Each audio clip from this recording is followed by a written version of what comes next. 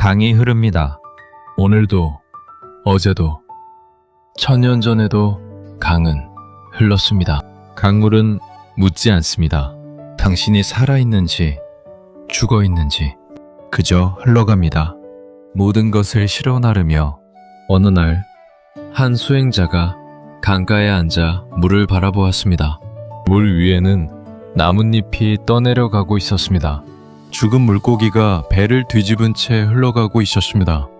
그런데 물속에서는 살아있는 물고기들이 지느러미를 힘차게 움직이며 물결을 가르고 있었습니다. 수행자는 한참을 그 광경을 바라보다가 조용히 중얼거렸습니다. 그렇구나. 단지 죽은 물고기들만이 물결을 따라 흘러가는구나. 이 한마디 안에 삶 전체가 들어있습니다.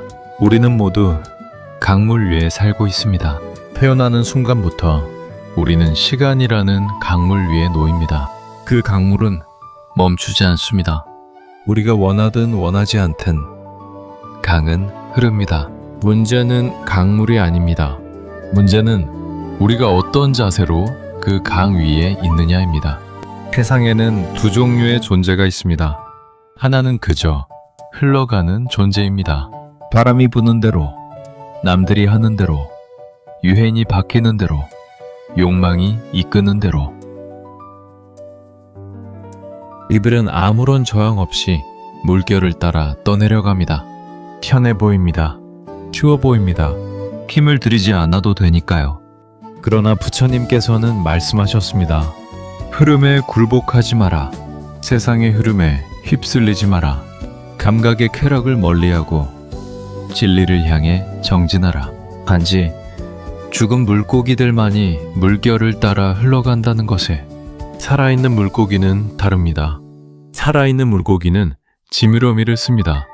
방향을 선택합니다. 때로는 물결을 거슬러 오릅니다. 때로는 물결을 옆으로 가로질러 건넙니다. 그것이 삶입니다. 생명이란 흐름에 맞서는 힘입니다. 솔직하게 물어봅시다. 지금 당신은 살아있는 물고기입니까? 아니면 죽은 물고기입니까? 오늘 아침 당신은 왜 그 일을 했습니까? 스스로 선택했습니까? 아니면 그냥 다들 그렇게 하니까? 오늘 당신이 느낀 감정은 당신이 스스로 만든 것입니까? 아니면 누군가의 말 한마디에, SNS의 숫자 하나에 떠내려온 것입니까? 우리는 생각보다 훨씬 자주 죽은 물고기처럼 삽니다. 아침에 일어나 습관적으로 핸드폰을 봅니다. 남들의 삶이 올라옵니다. 비교가 시작됩니다. 불안이 시작됩니다. 그 불안에 이끌려 무언가를 삽니다. 무언가를 클릭합니다. 무언가를 먹습니다. 그리고 하루가 끝납니다. 나는 무엇을 원했는가? 나는 어디로 가고 싶었는가? 그 질문을 할 틈도 없이 하루가 흘러갑니다. 이것이 바로 물결을 따라 흘러가는 삶입니다. 부처님께서는 이것을 방일이라고 하셨습니다.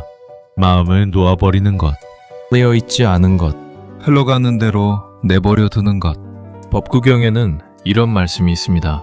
방일은 죽음의 길이요, 불방일은 불사의 길이다. 방일하지 않는 사람은 죽지 않고 방일한 사람은 이미 죽은 것과 같다. 이미 죽은 것과 같다. 강물 위에 배를 뒤집고 떠내려가는 물고기처럼. 그렇다면 어떻게 해야 합니까? 어떻게 해야 살아있는 물고기가 될 수 있습니까? 부처님의 가르침에서 가장 핵심이 되는 단어 하나를 고르라면 저는 주저없이 말하겠습니다. 깨어있음, 사띠, 알아차림, 마음챙김, 정령. 살아있는 물고기는 자신이 지금 어느 방향으로 헤엄치고 있는지 압니다. 물결이 어느 쪽에서 오는지 압니다. 자신의 지느러미가 지금 어떻게 움직이고 있는지 압니다. 깨어있다는 것은 곧 알아차린다는 것입니다. 지금 이 순간 나는 무엇을 느끼고 있는가? 지금 이 순간 나는 무엇에 이끌리고 있는가? 지금 이 순간 나는 정말 내가 원하는 방향으로 가고 있는가? 이 질문을 멈추지 않는 것, 그것이 살아있는 물고기의 조건입니다. 부처님께서는 열반을 드시기 직전 마지막 말씀으로 이렇게 하셨다고 전합니다. 모든 것은 무상하다. 방일하지 말고 정진하라. 마지막 한마디에도 그 가르침이 담겨 있습니다. 방일하지 말라. 흘러가는 대로 살지 말라. 깨어 있어라.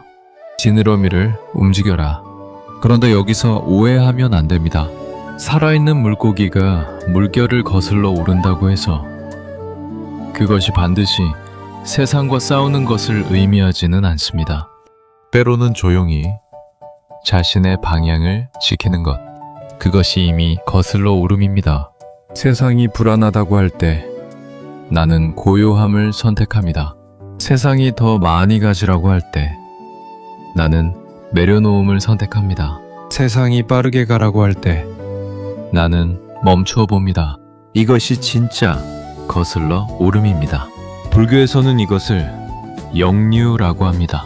세상 사람들이 탐욕을 향해 흘러갈 때 나는 무탐을 향해 거슬러 오릅니다. 세상 사람들이 분노를 향해 흘러갈 때 나는 자비를 향해 거슬러 오릅니다. 세상 사람들이 어리석음을 향해 흘러갈 때 나는 지혜를 향해 거슬러 오릅니다. 이것이 부처님께서 보여주신 길입니다. 강을 거슬러 오르는 길, 죽은 물고기가 아닌 살아있는 물고기의 길. 그런데 솔직히 말합니다. 물결을 거슬러 오르는 일은 힘듭니다. 지느러미를 쓰지 않으면 떠내려가고 쓰면 지칩니다. 가끔은 그냥 흘러가고 싶어집니다. 모든 것을 내려놓고 아무것도 선택하지 않고 그냥 눈을 감고 싶어집니다. 그 마음 충분히 이해합니다. 그러나 여기서 중요한 것이 있습니다. 물결에 잠시 몸을 맡기는 것과 영원히 흘러가는 것은 다릅니다. 살아있는 물고기도 쉽니다. 바위 뒤에 숨어 잠시 물결을 피합니다. 에너지를 모읍니다. 그리고 다시 지느러미를 씁니다. 쉬는 것은 포기가 아닙니다. 잠시 멈추는 것은 죽음이 아닙니다. 부처님께서도 6년의 고행 끝에 무화과 나무 아래 앉아 쉬셨습니다. 억지로 밀어붙이는 것이 아니라 고요히 앉아 내면을 들여다보셨습니다. 그 멈춤 속에서 깨달음이 왔습니다.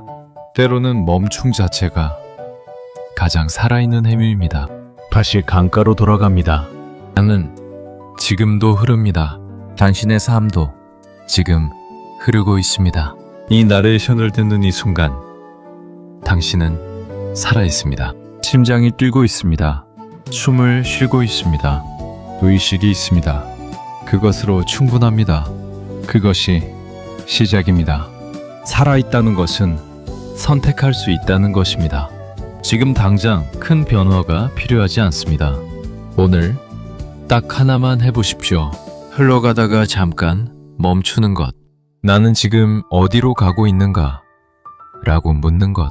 그 질문 하나면 됩니다. 그것이 지느러미를 움직이는 것입니다.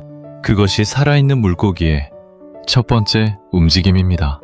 부처님의 말씀을 기억하십시오. 자신이 등불이 되고 자신이 의지처가 되어라. 다른 것을 의지하지 말고 진리를 등불로 삼아라. 당신 안에 이미 지느러미가 있습니다. 당신 안에 이미 방향을 찾는 힘이 있습니다. 그것을 믿으십시오. 세상을 보십시오. 사람들은 더 빠르게, 더 많이, 더 높이를 외칩니다. 기술은 눈 깜짝할 사이에 바뀝니다. 정보는 쏟아집니다. 비교는 끝이 없습니다. 불안은 전형됩니다. 이 거대한 물결 앞에서 우리는 얼마나 작습니까? 그러나 기억하십시오.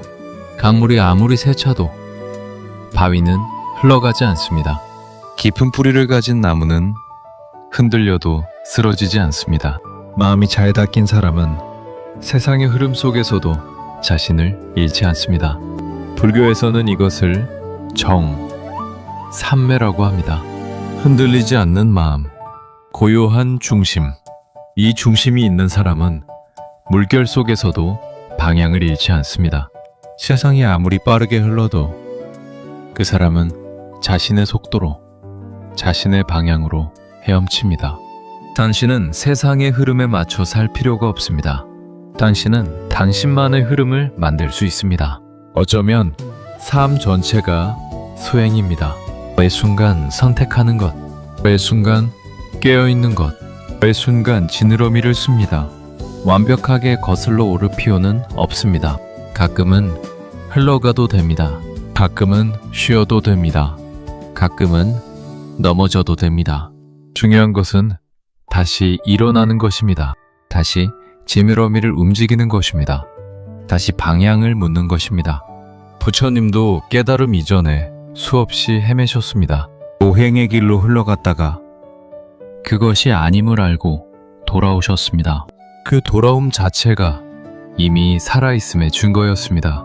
살아있다는 것은 완벽하다는 것이 아닙니다. 살아있다는 것은 계속 선택한다는 것입니다.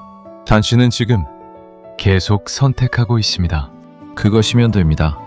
많은 사람들이 자유를 오해합니다. 흘러가는 대로 사는 것이 자유라고 생각합니다. 아무런 제약 없이 원하는 대로, 느끼는 대로. 그러나 부처님께서는 말씀하십니다. 그것은 자유가 아니라 노예라고. 욕망의 노예, 감정의 노예, 습관의 노예, 남들의 시선의 노예. 죽은 물고기는 선택하지 않습니다. 그저 흘러갑니다. 자유로워 보이지만 사실 그것은 완전한 노예의 모습입니다. 물결이 데려가는 곳으로밖에 갈 수 없으니까요. 진정한 자유는 거슬러 오를 수 있는 능력에 있습니다. 흐름을 인식하고 선택하고 방향을 바꾸는 것. 그것이 진짜 자유입니다. 우리는 아직 그 경지에 이르지 못했을지라도 매 순간 조금씩 그 방향으로 지느러미를 움직일 수 있습니다. 그것이 수행의 길입니다. 불교의 상징은 연꽃입니다. 왜 연꽃입니까? 연꽃은 진흙 속에서 핍니다. 더럽고 탁한 물 속에서. 그 진흙을 발판 삼아 물 위로 올라와 꽃을 피웁니다.